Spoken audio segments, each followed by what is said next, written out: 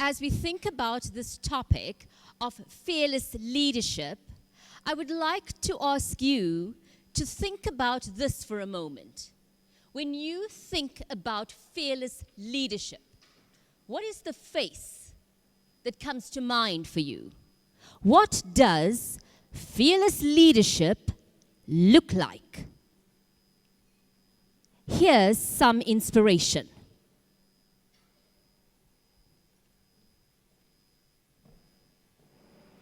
I'm on the Greenpeace ship Esperanza in the Arctic. We are about 150 kilometers from the coast of Greenland. I'm going to board the rig myself and deliver the 50,000 names with a personal plea that Kern leaves the Arctic. For me, and for many people around the world, this is now one of the defining environmental struggles of our time. It's a fight for sanity against the madness that sees the disappearance of the Arctic ice not as a warning, but as an opportunity to seek further profits. Massive amounts of water coming down. Entry point on rig blocked by gate. Going in now. When you recruit somebody who has a history of not behaving ethically, a history of lying, a history of stealing, a history of being caught up in corrupt deals, you place that person in position of authority. What do you expect? Because they're more likely to continue with that crooked way.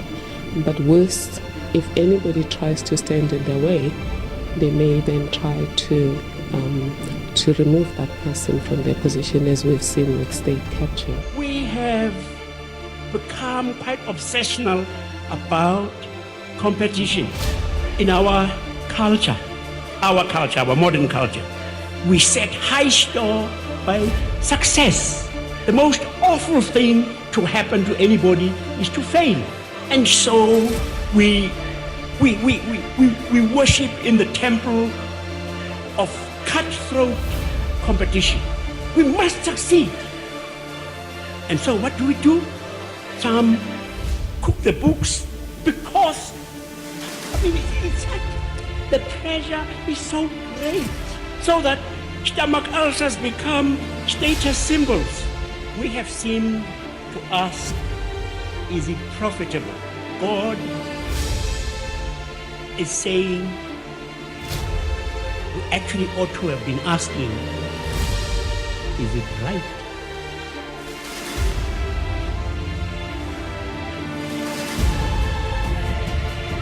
There is a real possibility if we review our decision and accept the restriction for rugby as our symbol, we will unite the country. And that has victory over the All Blacks will make their achievement even more significant. That the whole country, black and white, was behind them. And they must go to the field fully motivated, knowing that they will bring glory to South Africa.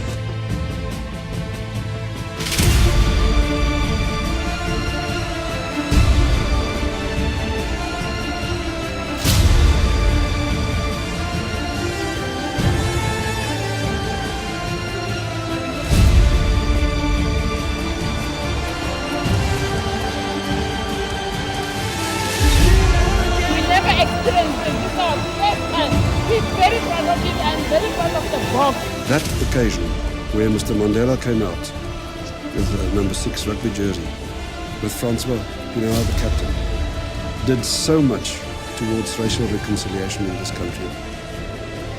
By proclaiming the message of one team, one country, rugby in South Africa, once a symbol of division and exclusion, had indeed crossed the threshold to a new era of a united and reconciled nation.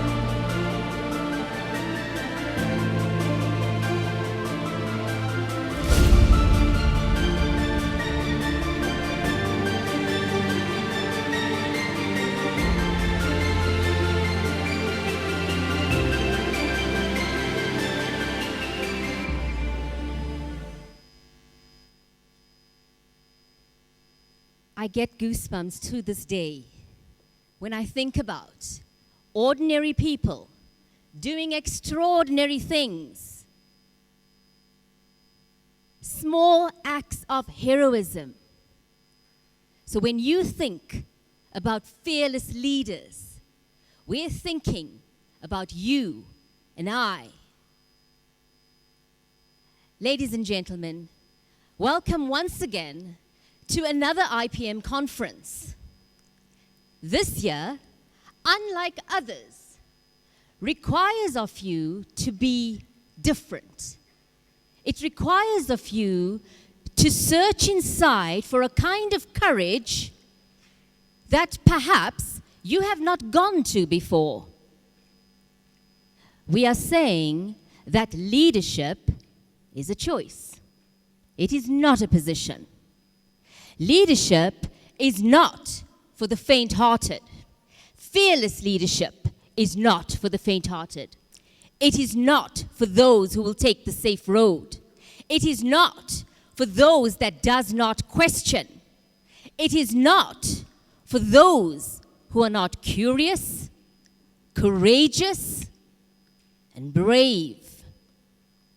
Earlier on, we heard Shirley, Professor Zinn, talking about the fact that as HR professionals, you can no longer stand on the sideline and be bullied because another agenda is at play. Ladies and gentlemen, when we come to a conference of this nature, year on year, listening to all of the great wisdom that we have multitude of books written about, we go out with a sense of excitement. Wow, that was a great conference. And then we take all of those wonderful literature and we put it into our top drawer and we go back to business as usual. We go back to business as usual. As we look around us, our institutions are changing. There's corporate greed, all of us, amongst all of us. Indeed, leadership greed. Profits at any cost, an unknown that is coming at us, thick and fast. I ask you, with tears in my eyes, will you be prepared to stand against institutions of greed, biasness? Stand up for your own integrity so that you do not compromise who you are. And yes, I know that perhaps you may be thinking, but my job is on the line. And yes, we do have that to fulfill. We have a physical need. We have the house to pay and the car to pay and the school, the kids to send to school. At what cost? Look around you. Project yourself 20 years, 30 years, 50 years. What will this country, your organization, your home, your children, you look like if we succumb to the kind of changes that's going on around you? The world is changing. And often, as we think about what is going on, we come to learn that there is a game at play. Many organizations are not quite sure what game they play in. You see, there is the finite game and the infinite game. The finite game is marred by set of rules, by known players, by set objectives. It is about a win for one. It is about individualism. There's nothing wrong with the finite game. The world that we are moving into requires participation in an infinite game. An infinite game is a game that you play for perpetuation. It is about staying in the game. Whilst a finite game has a definite winner and a loser, an infinite game is about playing together for more, for bigger. It is with players that are both known and unknown. It is both flexible and changeable. It perpetuates. It is an understanding that danger is real. There's a very real chance that your business can close tomorrow. But fear is not. Danger is not in your control. Fear is. In the game of playing an infinite game requires you to move away from the command and controlling style into an inspire and release. Commanding and controlling is old. It's irrelevant. It is no longer have a place in our world. There is a requirement for us to embrace a new kind of leader. A fearless leader comes with a very defined DNA. They have a near perfect balance of character and competence. They are very, very clear on who they are. Will not allow for their integrity to be compromised at any cost. They are vulnerable. They know that people follow humans. They do not follow flawless icons. And it's all right. This type of leader knows that he does not have to be the brightest mind in the room. They also know that if they do have that mindset of being the cleverest person in the room, they are in the wrong room. This leader unleashes potential, grow others. The DNA of this person also is very clear on all the things they do, what they do, the actions they take. They look at the development of others. They look at how do we expand skill sets. They look at what results are we getting at. And results may not necessarily be translated into financial terms. But what is that legacy that we have left? What will I be known for? And finally, the DNA of this fearless leader comes down to a critical piece around how they think.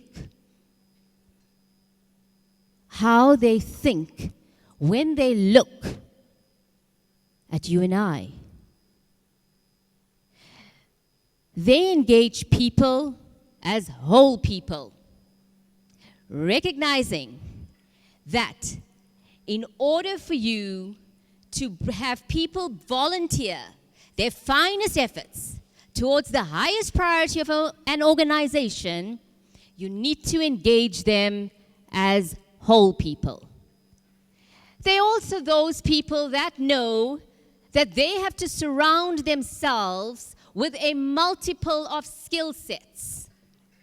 They know that they are not the primary owner of all of the skill sets and competencies that are required to get a specific result. This leader surrounds themselves with others that are different to them, that come with a different set of skill set. You see, when we think about leadership, when we think about what is it that drives us, As human beings, we all have a set of bias. So let me say it differently. If you are not biased, then you are not human. Being biased is inherently human.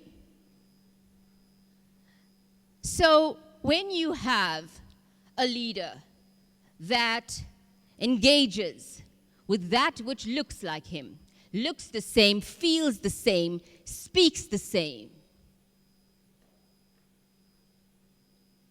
we're saying, how then do we move from that? How do we move away from an inherent bias? So listen, the reality is that our brain is wired to react. Yeah?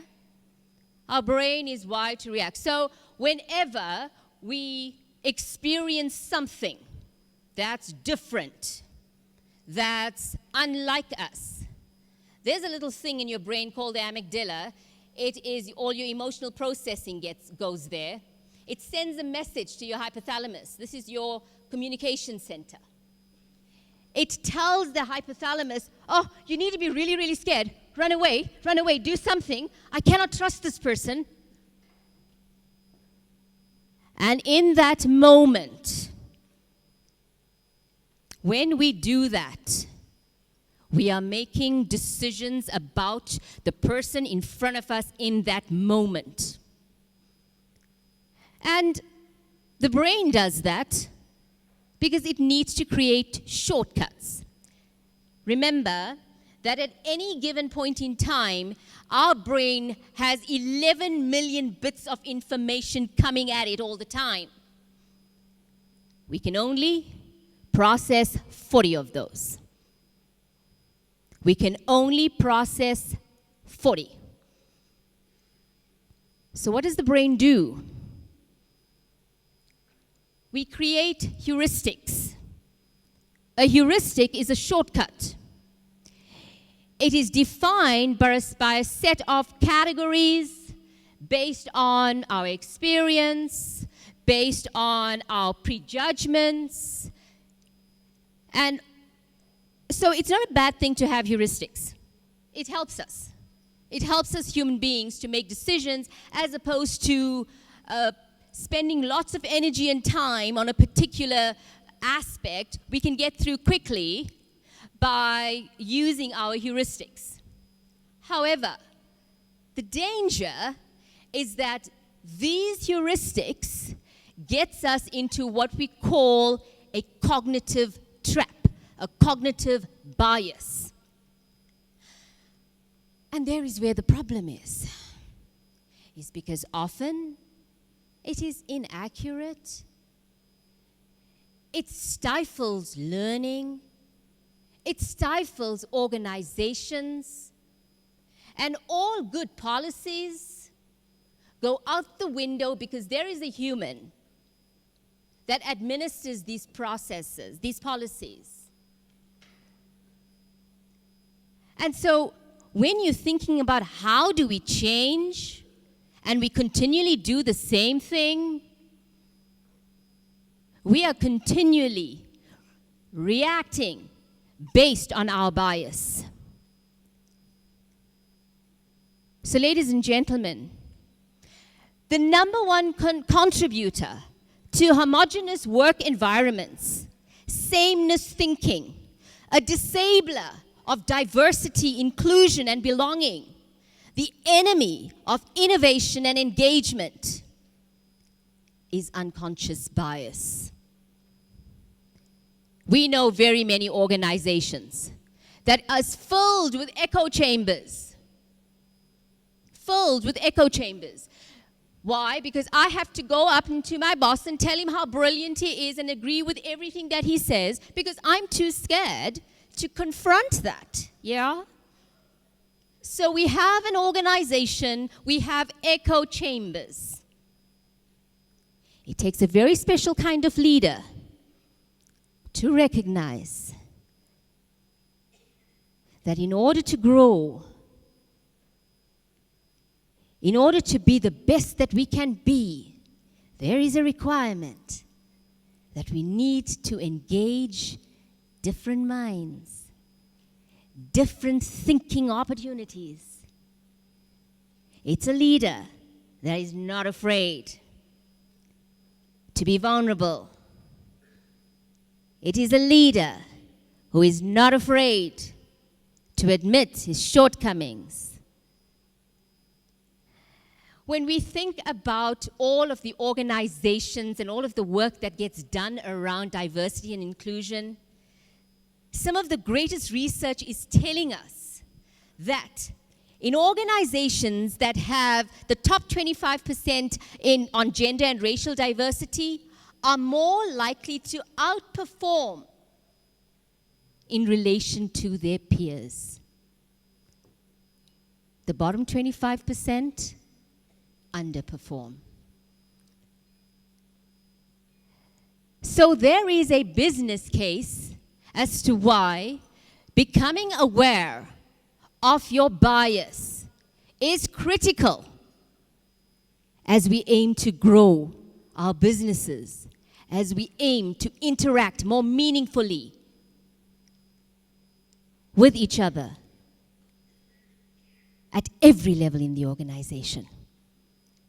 We require a completely new skill set, a skill set that makes us aware of the bias that we walk around with. Understanding our bias is probably the very first thing that we need to do. Being aware of it, identifying it. Because, ladies and gentlemen, you cannot sit here and say, I am not biased. You are, as am I. The awareness thereof is what helps us transition and make a difference in the space that we're in. How do we do that? How do we move into this space of recognizing our unconscious bias? When you think about how you operate in the organization, if you make people feel valued, included, appreciated, you really are operating in the high performance zone.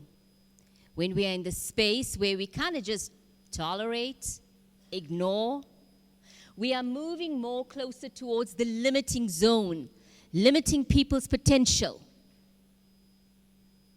And heaven forbid that you're in the space of the damaging zone where you are speaking about abuse, using derogatory terms, just sidelining people. That's the damaging zone. How often do you know of individuals that are marginalized in your organization? That time after time, they get looked over for promotion. That regardless of how hard they work, there are certain things, they are not the right religion, not the right gender, not the right ethnicity, not the right color, not the right education level, did not get my MBA from that institution, I did not get... Listen, I have that in my organization. When we hire, we look to hire people with a minimum of an honors degree. That is a bias. And as I've been going through this content, I realized, geez, I didn't realize that I may be marginalizing great individuals that do great work and have had 30 years experience, but they may not have honors degree. And I took a step back because as I went through this, I realized that I need to be able to identify my bias. And part of this process of the unconscious is a recognition that we are And we cannot say, well, so what? It makes me human. We're saying, do something about it. Here's a model that we can use. There are 3 pieces to this model. The very first one is identifying your bias. It is based on the principle of self-awareness. The next piece is cultivating connection. It is based on the principle of openness. And the last one, choosing courage, based on the principle of growth. What are the frameworks, your frame of mind, as you move inside of this? So when you are at the very first one, identifying your bias, your immediate frame of reference is, I am not biased, I view things objectively. Moving away to identifying is, bias exists in everyone, including me. I actively think about how bias is at play in the choices I make every day. Are we prepared to do that? Don't answer me. Think about it. The second piece, cultivating connection based on the principle of openness. What is it that we want to reframe? Moving away from, if I understand my bias, I can fix them on my own. It's not about fixing them, ladies and gentlemen. It's about reframing this idea of how do I connect and learn your story. It is only when I cultivate meaningful connections can I see past bias and value the people around me. Here's what I'd like for you to do. Do you all have some paper?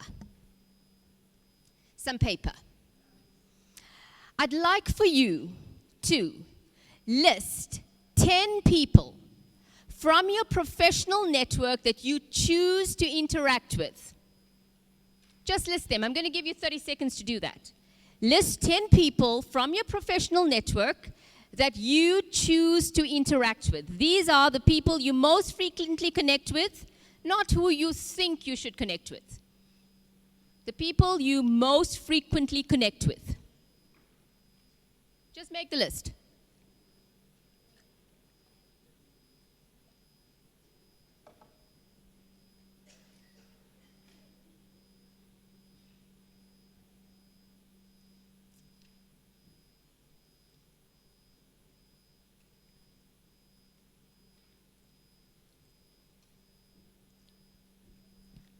We done?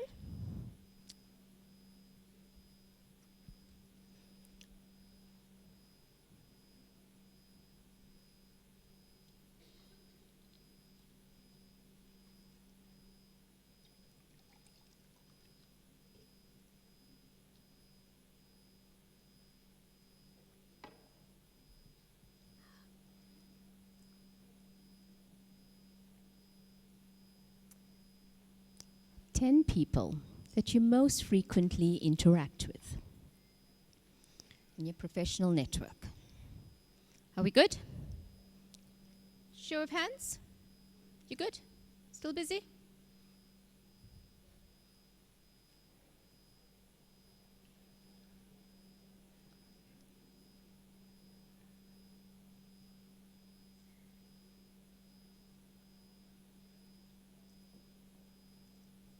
Okay, here's what I'd like you to do.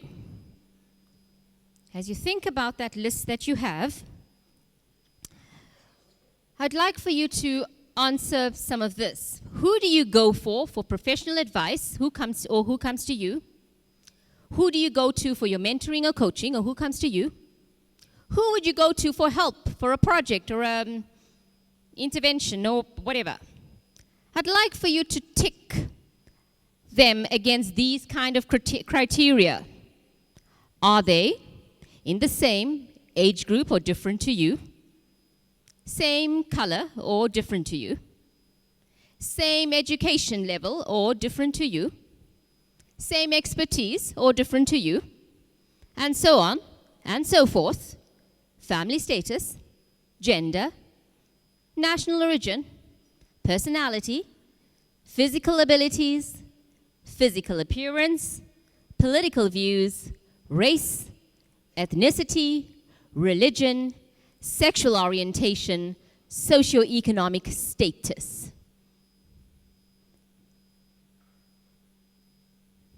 A quick check.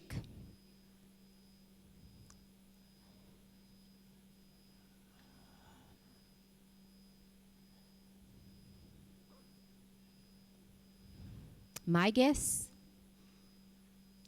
is that most of you ticked same.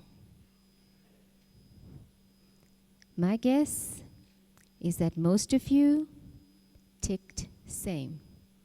Sameness.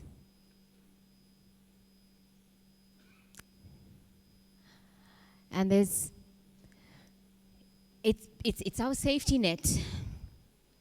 It helps us feel safe in relationships that we know,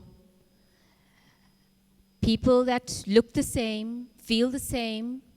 It's the old adage, you're just like me. You are just like me translates into, I like you. I will therefore do business with you because I like you. That's the reality of the landscape within which we find ourselves. So if we want to be fearless, if we want to transform, let's look again. Perhaps with a microscope, if needs be. When we think about the last piece, choose courage. It is built on the principle of growth. Growth for the many. It moves from the mindset of, if I confront bias, it will just create more division. And you kind of avoid the subject like the plague.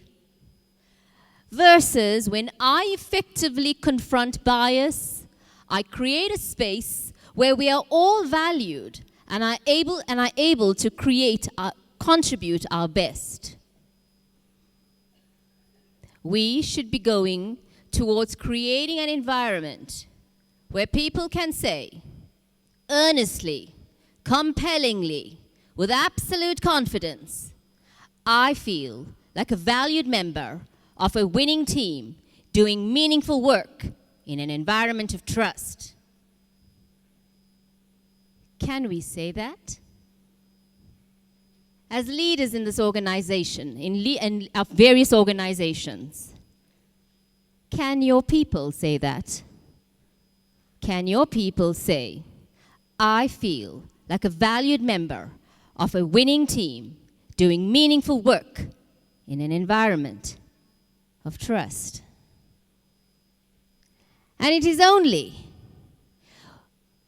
when we look at all that we have in front of us that we can truly embrace what diversity, inclusion, and belonging really means. I think that the time for talking about it is over. It requires action. Here's a little video for some inspiration on this idea. Each day we have a chance to connect with other people. And when we do, we assign an identity to each person we meet. We put people in groups that help us define the world around us, or the world we think is around us. Some groups are helpful to us. Others we think deserve respect. Some we deem average. Some are to be avoided. Some are wise, inexperienced. There are those we idolize and those we ignore. Groups that separate us from them.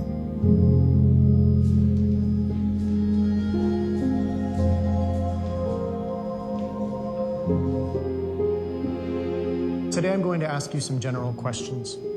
They may seem funny, random, serious, or deeply personal. Please be brave. Answer honestly. Who in this room is the life of the party?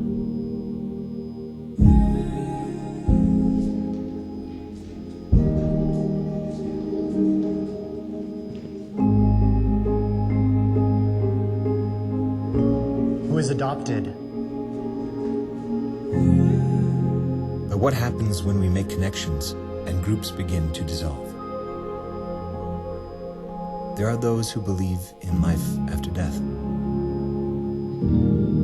Those who are immigrants. Those who are gay, lesbian, bisexual, or transgender. The lonely. Those who love fast food. Those who love science fiction movies.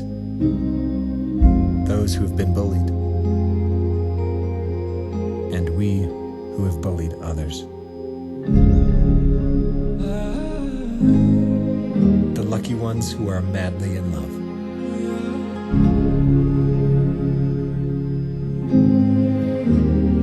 Those who have lost a child.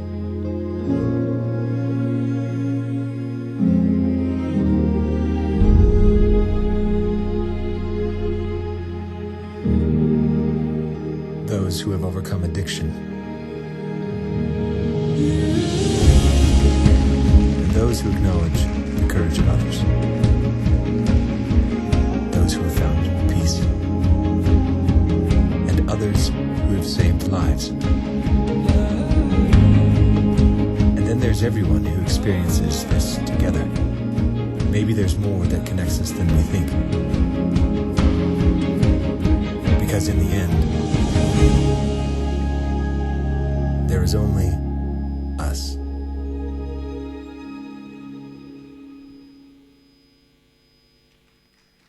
Is it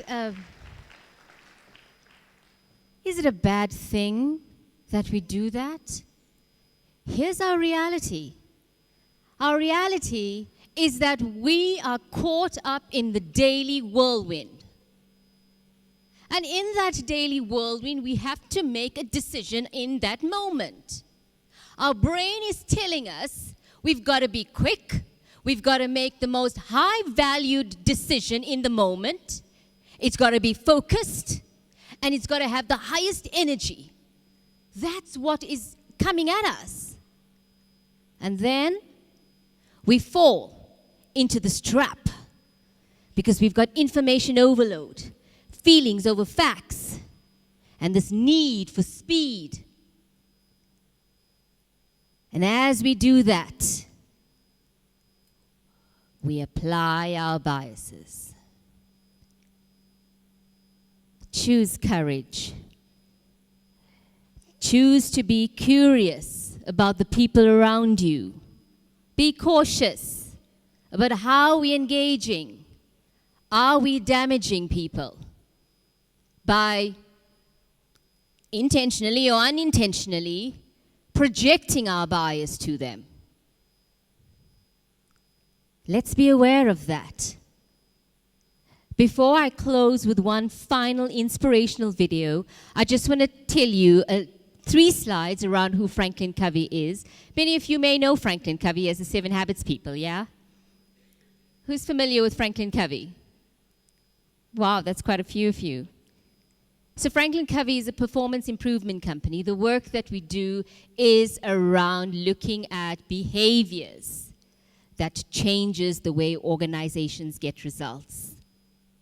Please visit our stand, have a conversation with the people that are there, and they can tell you about some of the work that we are doing across the globe and locally on unconscious bias. It will be really interesting to get your view as well. So, as I just want to leave you with one last thought. Whenever I listen to Nelson Mandela, regardless, I feel that there's this bumps on my skin that I cannot explain. I get all welled up, and I also cannot explain. But there's just something about his messaging that is so relevant today in where we find ourselves as a nation. All of the stories that has been hitting the media of late. And I think that this idea around unconscious biasness could not have come sooner. I really hope that you enjoy this last closing video clip. The first thing is to be honest with yourself. You can never have an impact on society if you have not changed yourself. And one of the most important weapons in changing yourself is to recognize that people everywhere in the world want peace. If in these later years of a life lived in pursuit of equality, we can at last look upon our own country as one in which citizens, regardless of race, gender or creed, share equal political rights and opportunities for development, we do so with great gratitude towards the millions upon millions all around the world who materially and morally supported our struggle for freedom and justice. I was in the company of great men indeed. Some of them are more qualified, more talented than I am. And to sit down with them, to exchange views, was one of the most revealing experiences I had. To sit down with those men and to exchange views, it enriched your own life. It fortified your morality. It gave you courage to do better than your best. Anybody who changes his principles depending on whom he is dealing, that is not a man who can lead a nation. You have a limited time to stay on earth. You must try and use that period for the purpose of transforming your country into what you desire it to be. A democratic, non-racial, non-sexist country. Humility is one of the most important qualities which you must have. Because if you are humble, if you make people realize that you are no threat to them, then people will embrace you. They will listen to you. Thank you very much. Thank you, Malini. Won't you come up with me? Just a few questions from the audience and some statements. You can hold the mic in your hand, it's fine. We can just go through some of them. A question from Christopher Sekobela. How do you practice fearless leadership in a family-owned business, a situation where leadership of the organization is based on heredity? That's a very difficult question, especially to me, because I run a family business. Well, there we go. And I think that in the moment, as a family-led business, you have this thinking that you've got shareholder value, so you're holding two hats. You've got to run the business, and you've got to make sure that this money is working for you. So being real in the moment around what is the kind of risks you are willing to take. And that's what fearless leadership is about, is knowing the risk and being okay that some risks are necessary for the growth of that business and others you need to be cautious on. And then this next question then should also make a bit of sense. From Maurice Mangani. Did state capture occur in South Africa because of fearful leadership? That's a setup question. Hence why I'm asking it. Well, the audience is asking. What does the audience think? No? There was no fearless leadership. That's why state capture occurred. Well, there we go. Is that okay? Yeah? Okay, agreed. What's your experience helping women navigate leadership roles? This is from Zandile Kubeka. So Zandile, wherever you are, I'm finding it more and more difficult to understand why we're separating women in leadership and leadership. Leadership is leadership. Take the baton and be brave. When you hold that title, I'm a woman in leadership, it automatically puts you on the back foot, because then in yourself, you're giving yourself a bias. You are no different. You can do anything a man can do as he can do anything you can do. So that whole notion of women in leadership, leadership is leadership. Take the baton. Question. Tabo Saku is asking you a question. Hi, Malini. Would you agree with me that if we were all fearless leaders, half of the participants in the room would not be in the positions they hold today? Ask me the question again. Would you agree with me that if we were all fearless leaders, half of the participants in the room would not be in the position they hold today? I think that you would not be in this room only for one reason, because you would have transcended to a level that even you could not even imagine. You allow certain positions of leadership to keep you here. What is required is a different thinking. Leadership is not a position. It's a choice. It is the things that we do in the moment that moves us and grows us beyond a position. So perhaps half of you would not have been in this room because you would have been somewhere else making big impact. There we go. And applause needed. Just 2 statements from Anonymous. Great way of looking at bias. I always thought it's something we should rather do away with. I'm enlightened. Thanks, Malini. Another Anonymous. The presentation is encouraging us to do an introspection and leave behind bad leadership traits and be better and fearless leaders. Thank you guys for engaging. Once again, thank you, Malini. Thank you for your questions. Thank you.